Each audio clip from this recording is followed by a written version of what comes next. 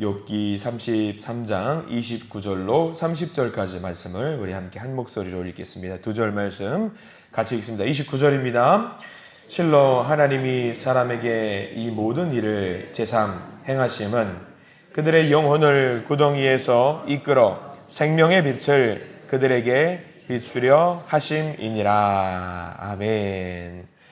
오늘 말씀 가운데 하나님의 은혜가 크신 은혜가 있길 간절히 기도하고 소망합니다. 우리 기도하는 마음으로 고백할까요? 하나님의 은혜가 지금 저에게 임하기를 기도합니다. 옆 사람 축복하면서 하나님의 은혜가 지금 여러분에게 임하기를 기도합니다. 아멘. 복된 날 되시고요. 복된 날 되시기를 간절히 기도하고 소망합니다. 욥기 33장 말씀을 우리가 오늘 보게 됩니다. 욥기 33장 말씀은요, 전체를 다 읽어보시면 이제 반전이라든가 좀 뒤집어지는 역사가 있는 좀 그런 이야기들이 많이 등장합니다. 우리가 지난주 토요일 날 엘리후라는 사람이 등장을 했던 것을 우리가 확인을 했습니다. 젊은 사람이고요, 다음 세대의 사람이라고 말씀을 드렸습니다. 엘리후가 하는 말을 연장자들이, 선배들이 말을 막지 않습니다. 그의 말을 세상의 이치 같으면은 아유 젊은 사람들이 뭘 안다라고 그래, 젊은 사람이 뭘 알아, 우리의 말이 맞지라고 하면서 타박할 수도 있었을 텐데 엘리후가 하는 말이 틀린 말이 하나도 없기 때문에 연장자들이, 선배들이 그 이야기를 다 듣고 있습니다. 근데 그 이야기를, 엘리후가 하는 말을 33장 말씀을 보면은 아실 겁니다. 상황을 두고 접근하는 방식이 굉장히 다릅니다. 상황을, 어떤 문제가 처했을 때에 그 상황을 어떻게 해결하면 좋을지에 대한 접근하는 방식이 굉장히 달라요. 욥의 세 친구 욥과의 대화 중에 결론이 나지 않았던 이유가 무엇이었는지 여러분들 아실 겁니다. 과거에 연연했습니다. 과거에 어떤 상황들과 문제들을 보면서 과거의 문제들, 원인들에 대해서 분석을 하면서 논쟁을 계속하니까 답이 없는 거예요. 그런데 엘리후는 과거를 중요하게 여기지 않은 것이 아니라 상대적으로 이 부분이 더 중요하다라고 생각을 하면서 상황을 접근하고 있거든요. 뭐냐면 미래를 보는 겁니다. 앞으로 우리가 처할 상황을 이제 이야기를 하는 겁니다. 자, 33장 이제 처음부터 우리가 보게 될 텐데, 처음부터 보면은요, 서론이 좀 길어요. 굉장히 정중하게 예의를 갖추어서 이제 세 친구들과 욥에게 이야기를 하는 장면이 나옵니다. 5절과 6절과 7절 말씀을 먼저 한번 우리가 볼까요? 33장 5절과 6절과 7절 말씀, 엘리후가 굉장히 정중하게 이야기를 하는 내용이 나옵니다. 5절, 6절, 7절 읽습니다.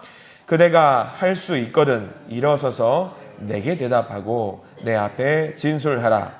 나와 그대가 하나님 앞에서 동일하니 나도 흙으로 지으심을 입었은즉 내 위엄으로는 그대를 두렵게 하지 못하고 내 손으로는 그대를 누르지 못하느니라 라고 이야기합니다. 그러니까 엘리후가 자기의 주장을 이야기할 때에 욥에게 정중하게 이야기를 하는 거죠. 나도 나약한 사람이고 부족한 사람이다. 당신과 똑같은 사람이기 때문에 혹시라도 나의 이야기가 논리가 부족하거나 맞지 않거나 적절하지 않거나 반박이 필요하다라고 한다면 언제든지 말을 해 주시라 라고 이야기를 하고 있어요. 차이가 있죠. 욥의 세 친구는 이런 이야기 없었습니다. 욥, 당신은 죄인이다. 자네가 죄인이기 때문에 회개해야 된다라고 막 누르잖아요. 그러니까 욥이 그걸 듣고 굉장히 힘들었어요. 근데 엘리후는 그런 이야기가 아니에요. 내가 잘못했으면 잘못했다고 말씀을 해주시고, 내가 문제가 있으면 문제가 있다고 지적을 해주시고, 나는 부족하다. 나도 하나님 앞에 욥, 당신과 똑같은 사람이기 때문에 내가 잘못 말할 수 있다. 그러니까 내가 혹여라도 실수하거들랑 그것을 지적해 주었으면 좋겠다라고 이야기를 해요. 또 하나 대조되는 부분이 있다라고 한다면요, 세 친구들은 욥의 과거, 죄에 대해 집중을 했습니다. 그러니까 욥이 잘못한 것을 계속 끄집어내서 이야기를 하려고 했는데 엘리후는 그게 아닙니다. 그게 아니에요. 온전히 다른 관점에 대해서 이야기를 하고 있고요. 그 내용이 13절부터 나오는데 우리 14절 말씀, 엘리후가 이제 어떤 것에 관심을 갖고 있는지를 봐야 되는데 그게 14절 말씀에 나와 있어요. 자, 14절 말씀 같이 한번 읽어볼까요? 시작. 하나님은 한 번 말씀하시고 다시 말씀하시되 사람은 관심이 없도다 라고 이야기를 하고 있어요. 자, 이제 다른 식으로 이야기하는데 어떻게 엘리후가 접근을 하는지 한번 살펴보았으면 좋겠어요. 14절 말씀에 하나님은 한 번 말씀하시고 다시 말씀하시되 사람은 관심이 없도다. 세 친구는 뭐였습니까? 멀리서 너희들 알아서 해라. 멀리서 너희들 마음대로 해라. 그 이야기였잖아요. 근데 하나님은 그게 아니라는 거예요. 엘리후는 한 번 말씀하시고 가까이서 또 한 번 말씀하시고 또 대답이 없으면 또 이야기하시고 반복해서 사람들에게 이야기를 하신다라고 엘리후는 이야기를 하는 거죠. 관심이 없는 게 아니라 모든 순간 모든 상황에 대화를 통해서 이 자녀들이 잘 갈 수 있도록 이끄시려고 작정하신 분이 우리 하나님이라는 것을 지금 엘리후는 이야기를 하고 있는 거죠. 어떻게 이야기를 하실까? 이어서 말씀 나온 15절이 그 이야기입니다. 15절 읽겠습니다. 사람이 침상에서 졸며 깊이 잠들 때에나 꿈에나 밤에 환상을 볼 때에로 나와 있어요. 성도님들에게 간혹 이제 꿈 중에 하나님께서 이야기를 하시는 것을 보는 분 또는 듣는 분이 있다는 것을 간혹가다 저도 이야기를 듣고 있습니다. 또는 어떤 환상이라든가 여러 상황들을 통해서 하나님께서 사람들과 대화를 하고 싶어서 시도하시는 장면들이 많이 있다는 것을 우리 일상생활 속에서도 경험을 하실 겁니다. 당시에 구약 사람들이 하나님께서 사람들과 교통하는 방법 중에 하나, 제일 많이 교통하는 방법 중에 하나가 꿈 중에 또는 어떤 환상 가운데 만나는 거예요. 그런 시도를 하나님께서 쉬지 않고 계속 하고 계신다라는 이야기입니다. 자, 그래서 16절 말씀 왜 그렇게 하시는지, 하나님이 이것을 왜 하시는지, 왜 원하시는지가 나와 있어요. 16절 말씀 여기는 우리가 기억을 해둬야 되고요. 밑줄을 반드시 그어 두셔야 되는데 16절 말씀 읽겠습니다. 그가 사람의 귀를 여시고 경고로서 두렵게 하시니. 사람의 귀를 여시고 귀를 여신다. 계속해서 우리에게 말씀을 하시는 이유가 뭐냐면 경고하신다라는 거예요. 경고하신다라는 것은 지난 일에 집중하는 거예요. 앞으로 다가올 일에 집중하는 거예요. 앞으로 다가올 일에 대해서 알려주고 싶어 하신다라는 거예요. 그러니까 과거의 죄에 대해서 너는 잘못했으니까 나는 너에게 벌을 줄 거야, 그게 아니라 하나님께서 끊임없이 우리와 소통하고 싶어하는 방식, 이야기가 왜 그렇게 하고 싶어 하시느냐, 앞으로 있을 그 일이, 이런 일이 있을 텐데 경고를 하시고자 우리와 계속 우리에게 노크를 하시고 우리와 대화하고 싶어 하신다라는 거죠. 앞으로의 일입니다. 미래의 일입니다. 그러니까 욥의 세 친구가 접근하는 방식과 완전히 달라요. 과거의 죄, 잘못에 대해서 끄집어내서 너 회개해라 라고 하는 것이 아니라 엘리후는 하나님의 큰 심판이 오기 전에, 제대로 된 하나님의 응징이 오기 전에 고난을 미리 주시는데 이게 경고라는 거예요. 아, 그래요. 하나님 지금 빨리 돌아오라고 하시는구나. 이 일을 통해서 회개하고 빨리 돌아와서 바른 길을 가기를 원하시는구나 라고 하는 것이 엘리후의 뜻인 거죠. 그러면은요, 만약에 이 이야기로 우리가 접근을 하게 되면은요, 그 모든 지금 욥의 재앙이 누구의 잘못인 줄 아세요? 누구의 계획인 줄 아세요? 하나님의 계획하심으로 돌아가게 되는 거예요. 욥의 잘못을 추궁하는 게 아니에요. 욥에게 당신 잘못이 아니에요. 당신의 죄 때문에 그런 게 아니에요. 지금 위로하고 있는 것이 엘리후인 거죠. 이 이야기를 듣고 욥은요, 아마 굉장히 울었을지 몰라요. 이 세 친구가 당신의 죄 때문이라고, 자네 죄 때문이라고 막 들들 볶고 있는데 얼마나 힘들어요. 나 죄 아니라고, 내 죄 아니라고 이야기하는데 엘리후가 드디어 등장하면서 당신 죄가 아니에요.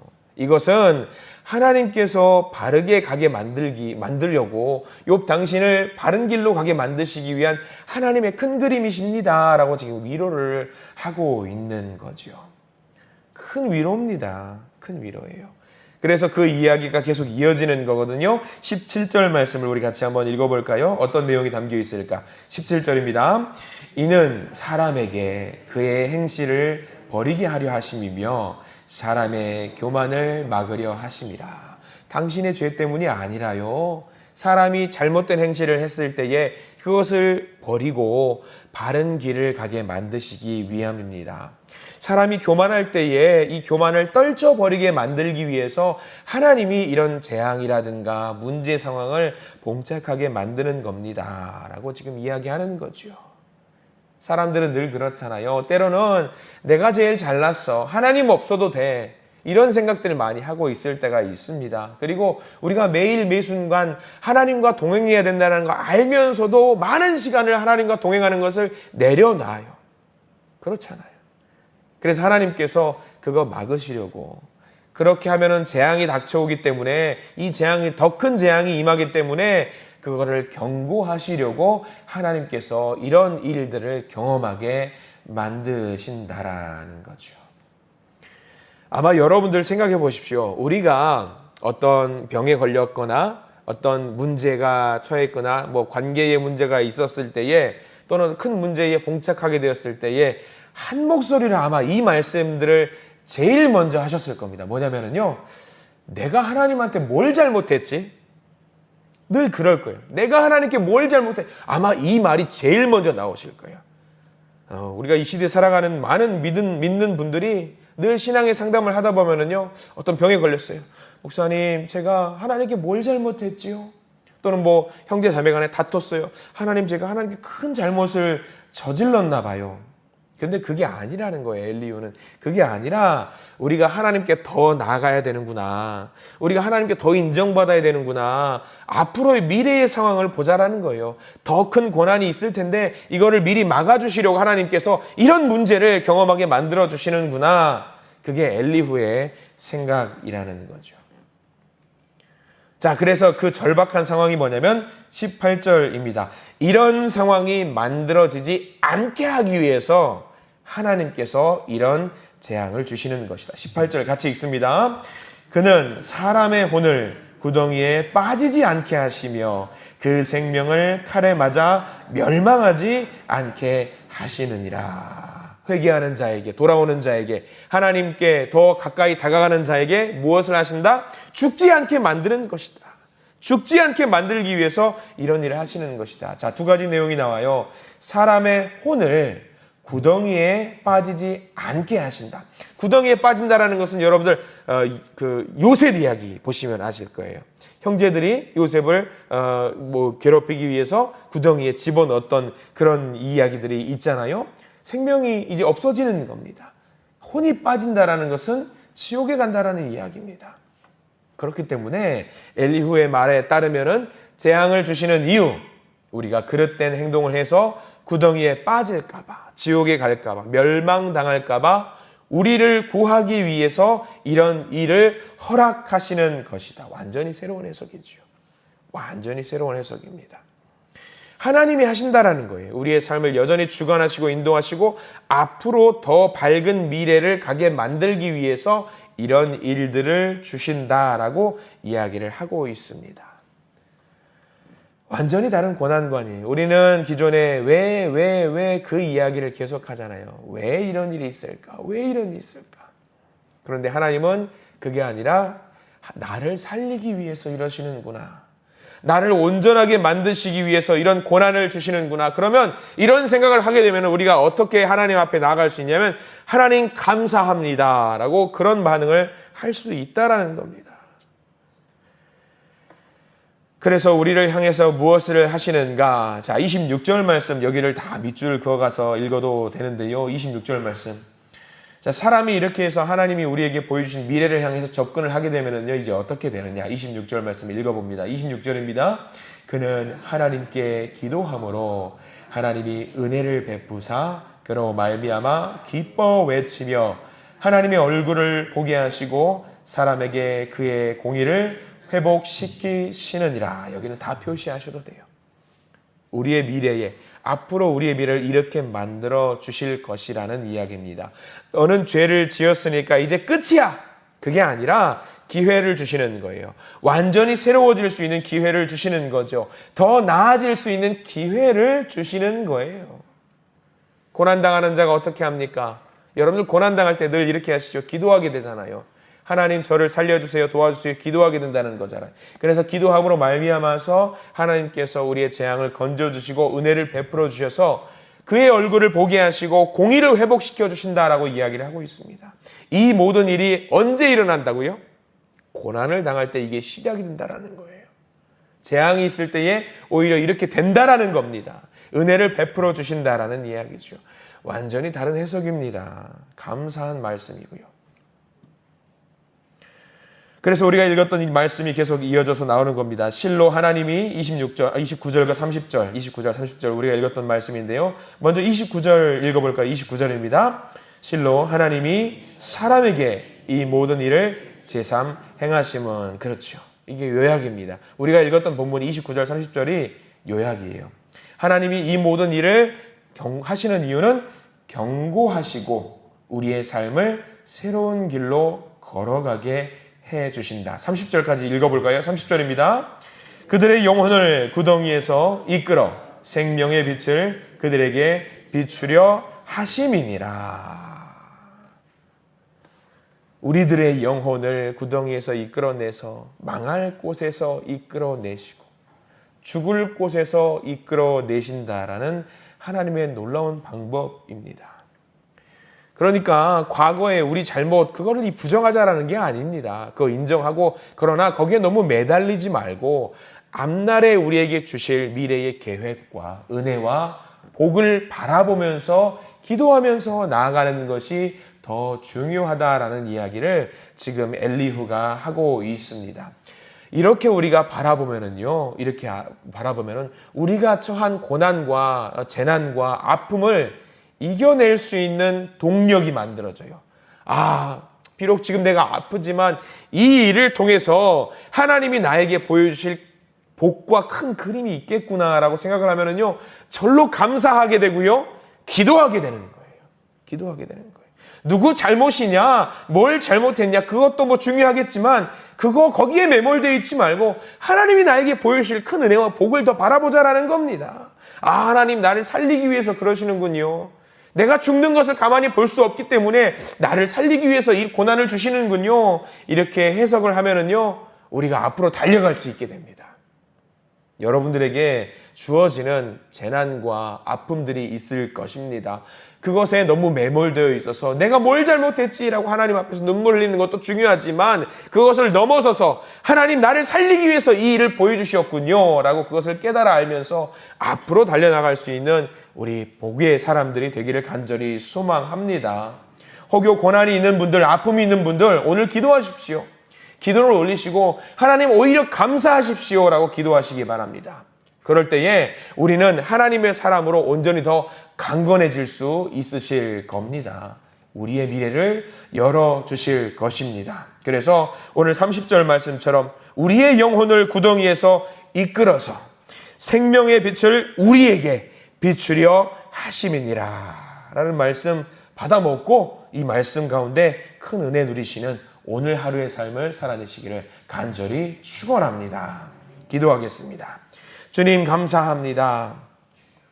새로운 세대 엘리후를 통해서 우리가 처한 고난과 재앙, 어려움을 다시 해석해 주시니 감사를 드립니다.